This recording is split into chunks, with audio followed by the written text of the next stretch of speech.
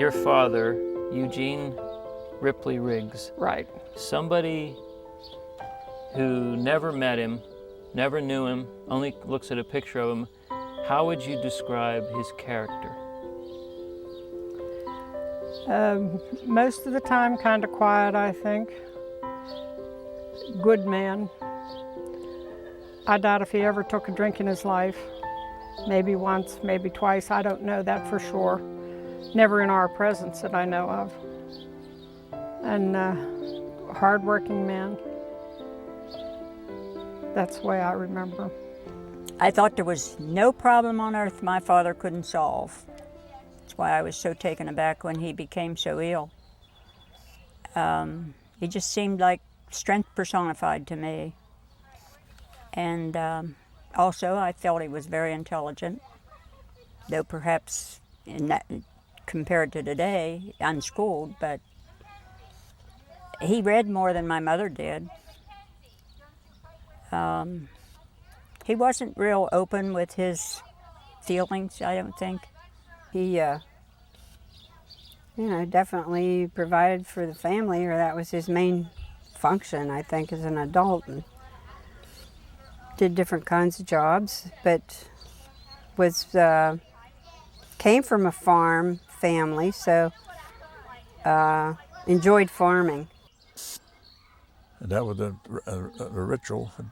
They had a coal mine there that the younger guys, Uncle Don, dug an air shaft, had an air shaft in it, but Dad had worked in that, and Uncle Sid, and I'm not sure how many was in that partnership, but that was during World War I, and they hauled the coal down by Idlewild Park there, and they had to, the way the mine was set up, they had to shovel it off. They had a bin there. They dumped the car into the bin, and you shoveled it onto the wagon. They took it down to the coal car, and you shoveled it in the car.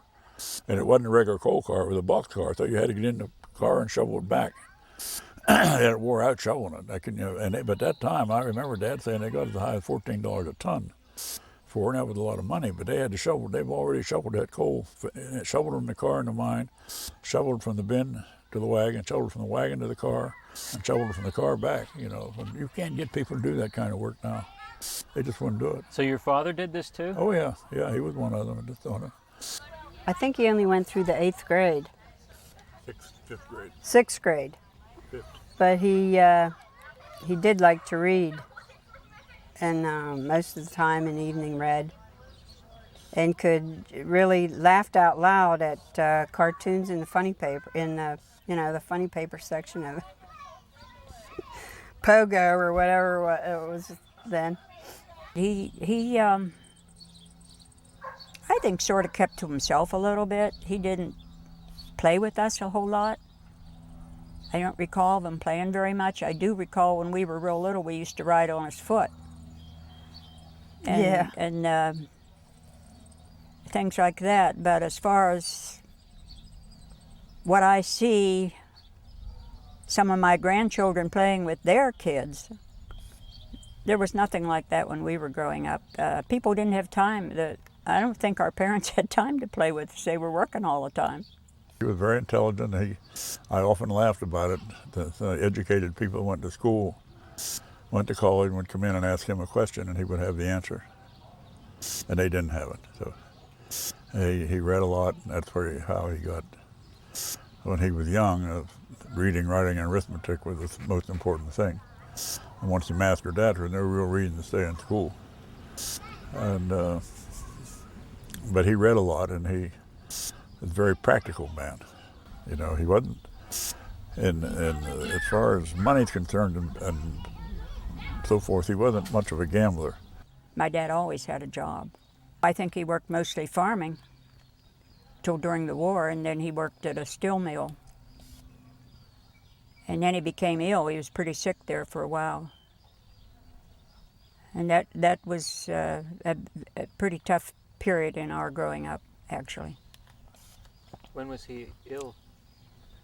Well, I was in high school, and that was in the 40s. He had that Meniere's disease, and he would... You're going to ask me the same question? Yep. I can answer them a lot better than they're answering. I knew you were That's thinking why that. I'm saving you for last, He- to fill in all the gaps. He would kind of like pass out, lose his balance, and he would become ill, and he would become sick in his stomach. And then he had that surgery, and he was a long time recovering from that. And our brothers were in the service at that time, so they weren't around during part of that period. Well, my dad worked at, I think it was Latrobe Electric, was one of the mills over in Latrobe. Worked at Rolling Rock for a while, worked at over there for a while. I think about the first year that they moved up here, that him and my brother bought the farm, he drove back and forth to Latrobe to work. And then, of course, when Warren started the business, he worked taking care of parts and tools and things like that for the company. The farm started out, of course, as a dairy farm and changed to a beef farm. He'd be amazed if he would see it today. Well, my dad worked from sunup to sundown, and we never saw too much of him. And Sundays he would be dressed up and go to church. He would go to see his parents. While we were in Sunday school, then he usually, no, I don't know if it was every Sunday, but he would come down and go to church then afterward. We didn't have church every Sunday, but the Sundays we did. We lived about a mile away from his parents during part of that time.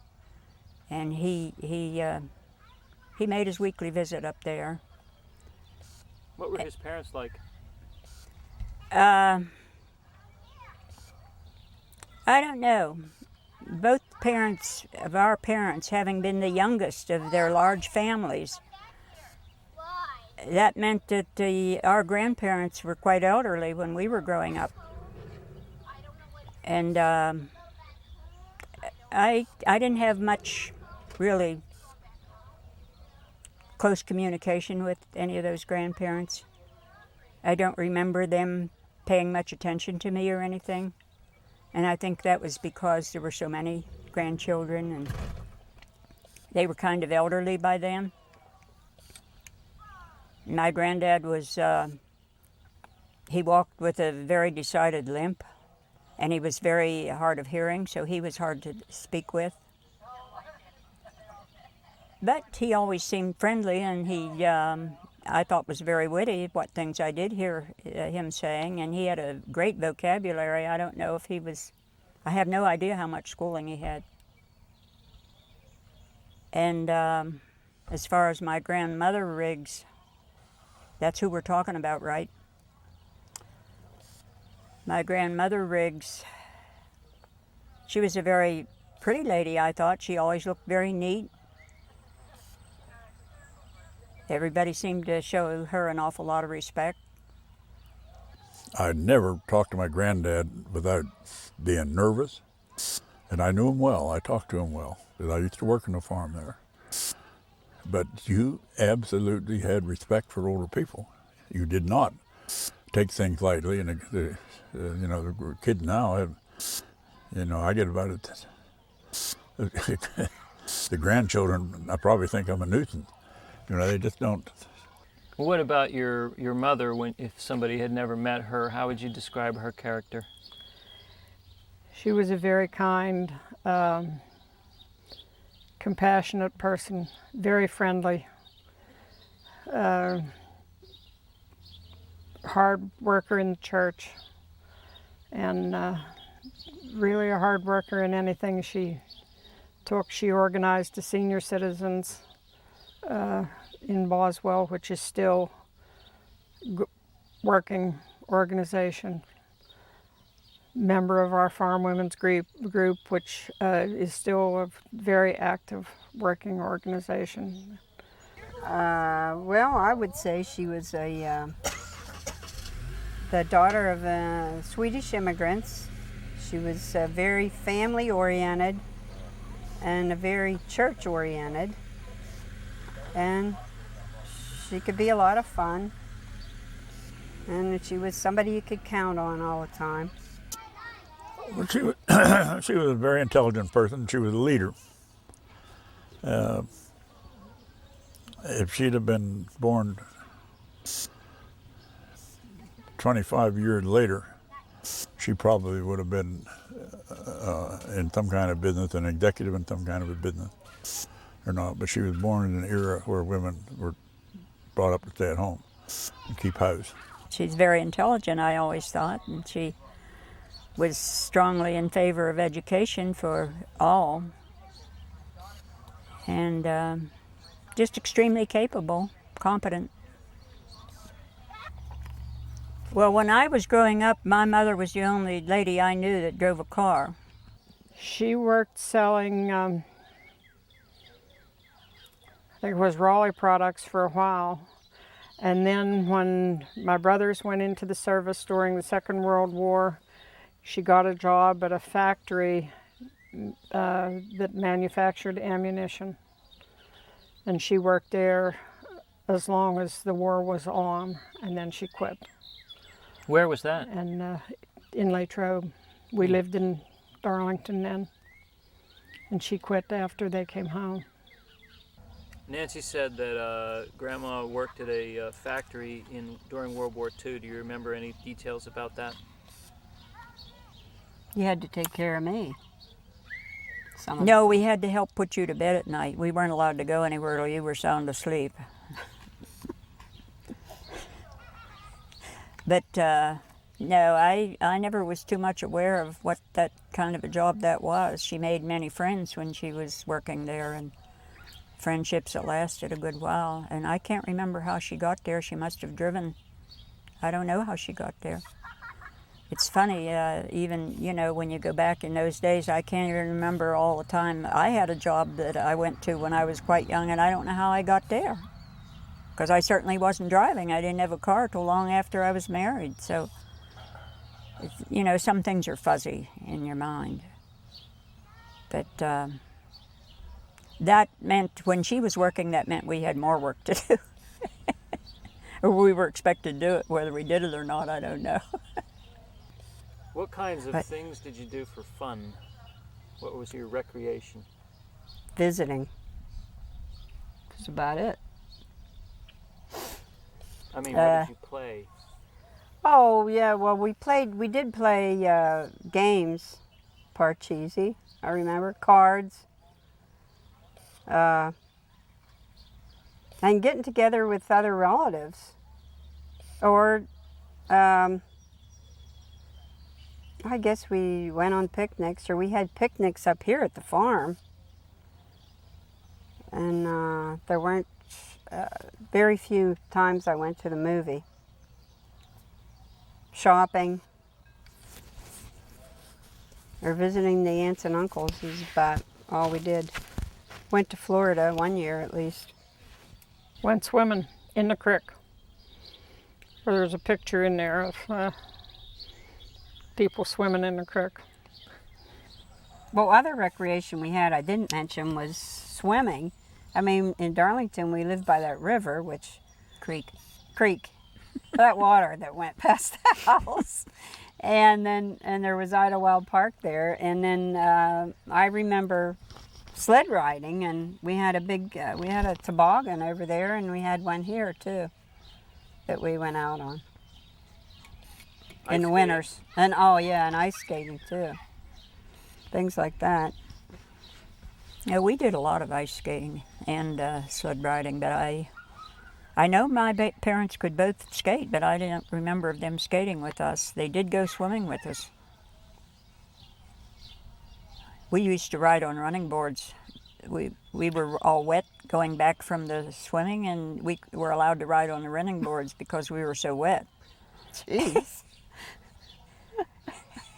Oftentimes in the summertime we'd go for a walk. We did sled riding with even adults, you know, older people. Remember old Bucky McCauley? He'd come down with whistle and pulling his sled. Then we'd go over Darlington Hill and sled ride. And ice skate, we'd go over to the park. We wasn't allowed over there, so we'd sneak in and play hockey, and we'd put our boots there at the bank. And we seen a light coming, we had a rule: just make sure you get two. It don't matter whether you're yours or not, but get two of something and get out of there before you go. They didn't like us over there, and that was right behind us. We only had to go across the creek. From the boys, we did a lot of trapping then at that time. Skunks. One time I was blackballed from school because I thought the skunk was dead and he wasn't dead. But my cousin had a skunk that was froze, Arthur Johnson. He took and put it in the oven to thaw it out, in a coal stove, so you can imagine what kind of mess that was.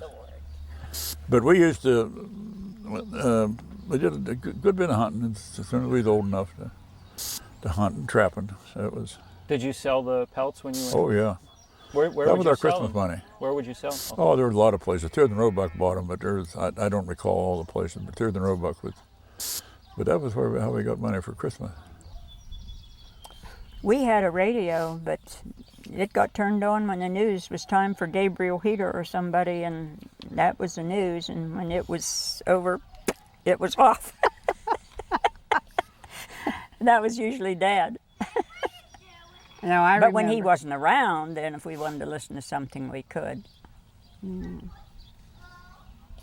were you going to say? I remember listening to old radio shows like, Stella Dallas. Mother listened to that.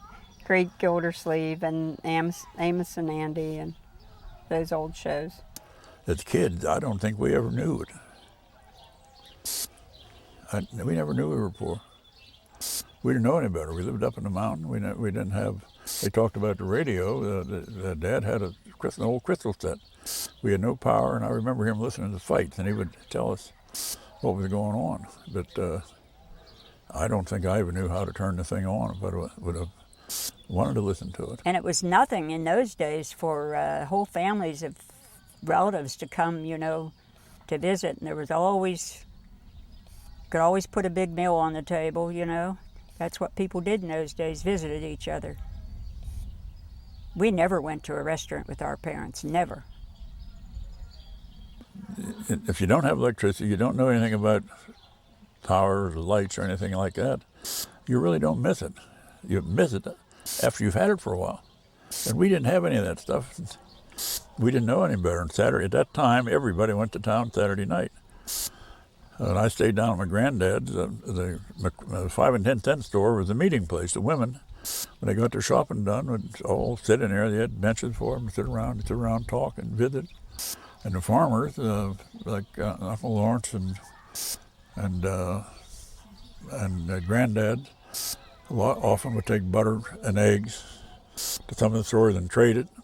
At that time, a lot of the small farms, like their Granddad, they never kept more than, I think, a half a dozen. I doubt if they ever milked more than 4 or 5 cows. But they would save the cream. We'd separate the milk, and what everybody likes today, the skim milk, we carried it right to the pigs. Never took it in the house, and we kept enough whole milk, and then we'd save the cream and take the cream into Keffer's Creamery and sell it to them. And I remember Uncle Lawrence's, they would come down off the ridge, and they always kept chickens, and she'd take eggs and trade that for staples and stuff they couldn't raise in a farm. And that's the way that's the way they got along. I was really, truly not aware of it when we lived in Darlington because we were the same as everybody else. Nobody had that much money in those days. I was much more aware of it when we moved up here and I started going to school in Somerset. It was a completely different environment and different situation than it was over there. My dad worked at Rolling Rock for a long time when we were growing up, when we were young. And I have no idea how much he got paid or anything, but you didn't realize that you were doing without things because everybody else was too. Dad worked at Rolling Rock. We moved up there in 1929. Laura was just a couple years old.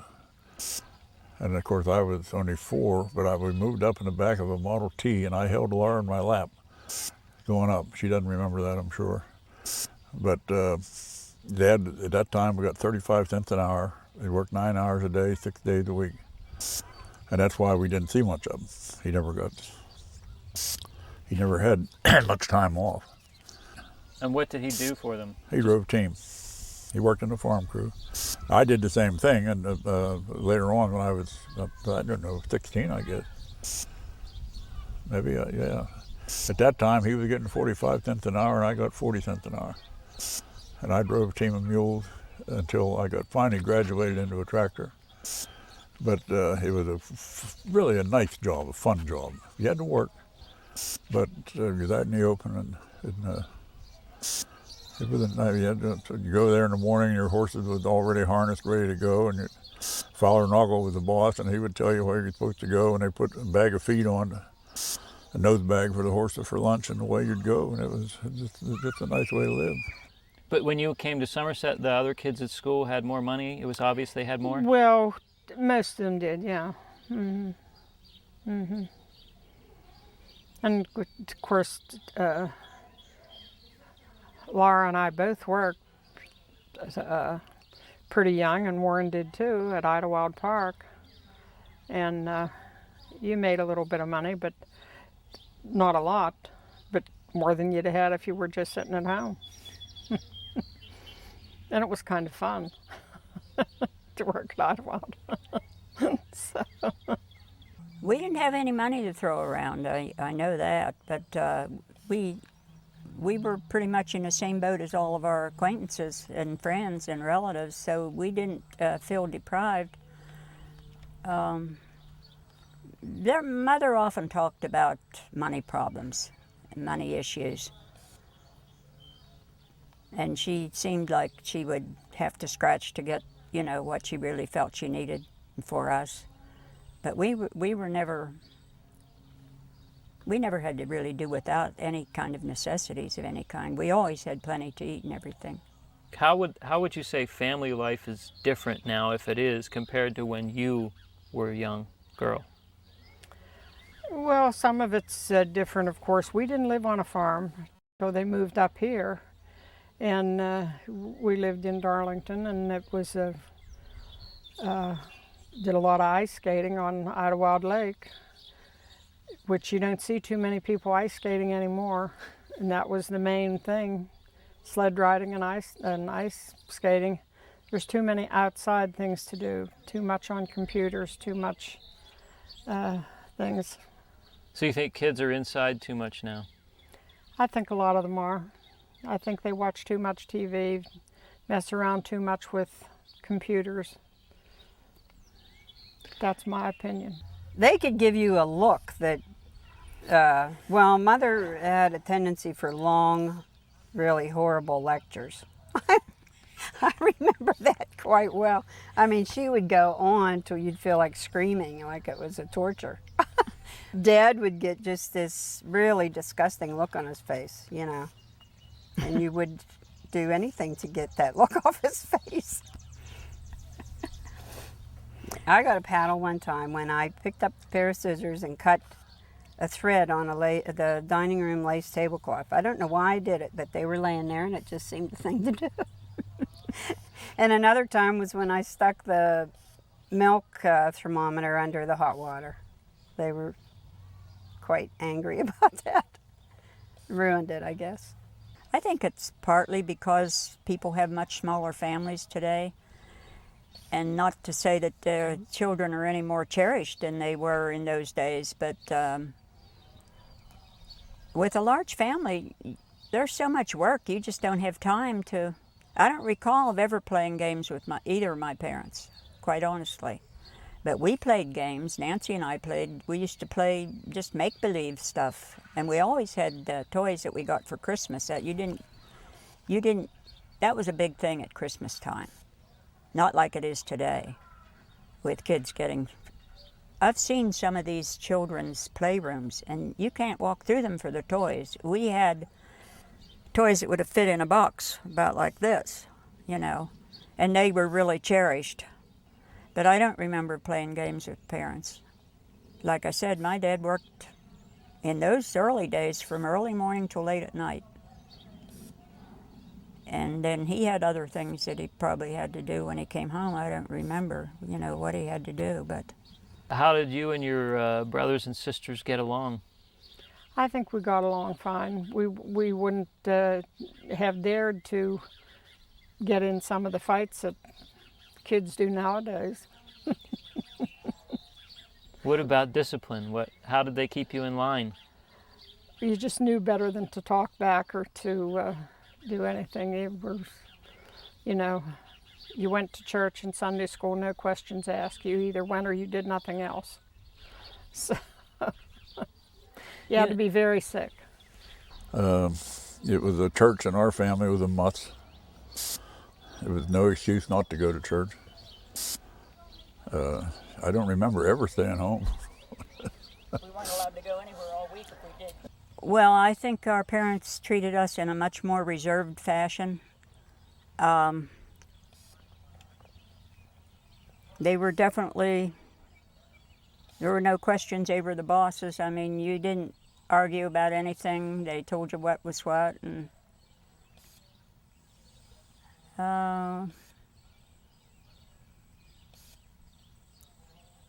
you did things because they said to do it. That's all. You didn't have an argument. You didn't have an opportunity to state your side of it. If you did, it didn't cut any ice.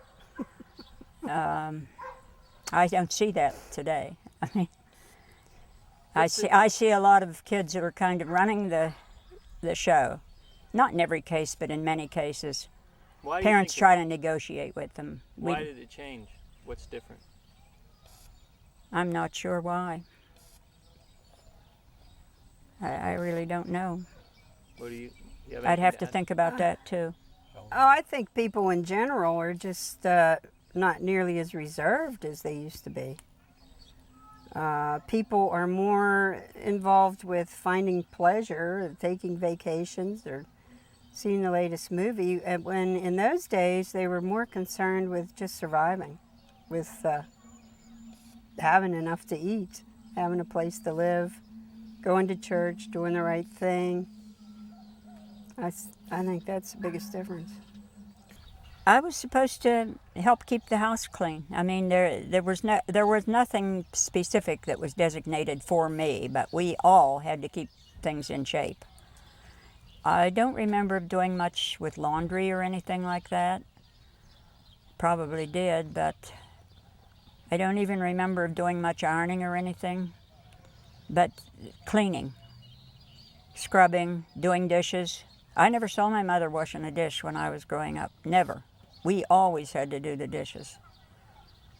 But she would go shopping and things, and she would, like on a Saturday, she would go shopping. Yeah, still when I was there. For groceries or whatever.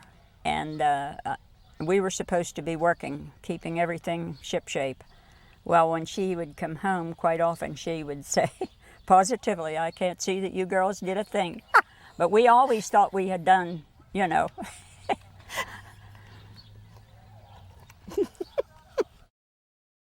We had to clean. We had to, I don't remember too much of doing too much cooking and things, but Laura and I had to always do the dishes. We had to iron some. We had to always scrub porches, and in those days you had outhouses. You didn't have a bathroom in the house. You had to keep the toilet clean, things like that. And you couldn't go running around till after everything was done either. And one of my jobs was to push the lawnmower up there. They didn't have a mower, and I pushed it up the street, turned it upside down, and pushed it up and mowed the lawn. And it had to be a honey dipper, clean the toilet out once in a while. But you just did those things, Well, I was expected to help set the table. I used to count out, there were 7 center things that you had to get on. And a lot of times when Dad would come in and there was really nothing was ready yet, Mother would put the dishes out quick because she said, he'll think it's ready if we get these dishes out. She had no idea what she was going to have to eat yet.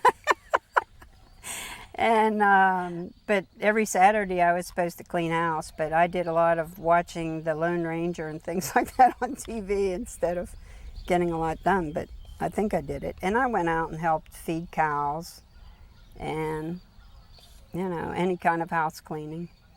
And I worked in the garden and picked blackberries, cherries, apples, a lot of times with Alberta. And I don't really remember doing much baking or cooking until after I was married. But I was around in the kitchen, but not doing anything major. Make beds. What was going on here at the farm up until 57 when you started the company? How was your father making a living? Here we had the dairy cows. But it was profitable? He could make a living with the dairy farm? Well, the truth of the matter was there was work for about 3 people and enough money for one. That's what it boiled down to. And we didn't have the wherewithal at the time. And that's when the period started when you either get big or get out. And we got out. I don't think we ever had a check more than $550 or $600 a month for milk.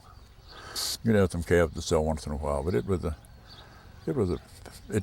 we would have had to committed an awful lot of money to that barn. Was an overshot barn, yet it was built back in the days when everybody had a raft of kids. They didn't care about the labor. You know, you had to carry everything forward from the back to the front. It just wasn't. None of these old barns were built for production. So there was a better way to make a living, and you know, sitting there working 7 days a week and barely making enough to survive on it wasn't something that I wanted to do. And Dad liked it. He stayed even after I started working public work and working away from home. Well, he stayed here and worked. And I'd come home on weekends and help as much as I could. But it was a thing to do with selling. We actually had this farm for sale one time for a year for $16,000 and couldn't sell it. You were telling the story of how the Riggs reunion got started, why you organized it. Right. The reason for it is when our mother was very sick, starting to get sick, that she decided she could not have the Thanksgiving dinner. As you all remember, we had a big celebration on Thanksgiving, and she couldn't do that anymore. We had the first Thanksgiving dinner here in 1946, and we had Thanksgiving dinner here on Thanksgiving every year since. 42 years. Is that what that is? Yeah. I didn't make it tall. Of course, there wasn't very many then. Nobody was married. That's a big thing. That scares you. Oh, don't take my picture. Why not? Because They're both retired. So she used to call me sometimes in the middle of the night, sometimes early in the morning, to come up when she didn't feel well. She didn't like to be alone. So I would come up and stay with her, and we'd talk. And at one point, when she was telling me that she couldn't do the Thanksgiving anymore, she was afraid that this family would fall apart, that we wouldn't ever get together again except at funerals.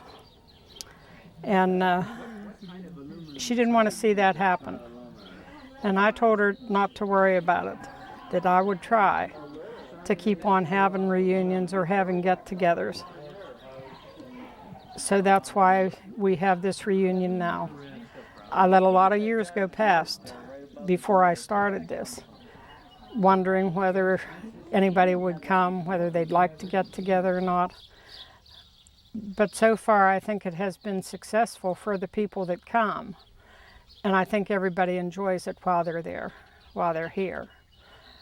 So I hope we can continue. I will try as long as I'm able to. And I hope the rest of you enjoy your time here. what I want to know is why in the world you shut your other eye? You can't see right if you don't. He went to college for 4 years to figure that out. You gotta close one eye.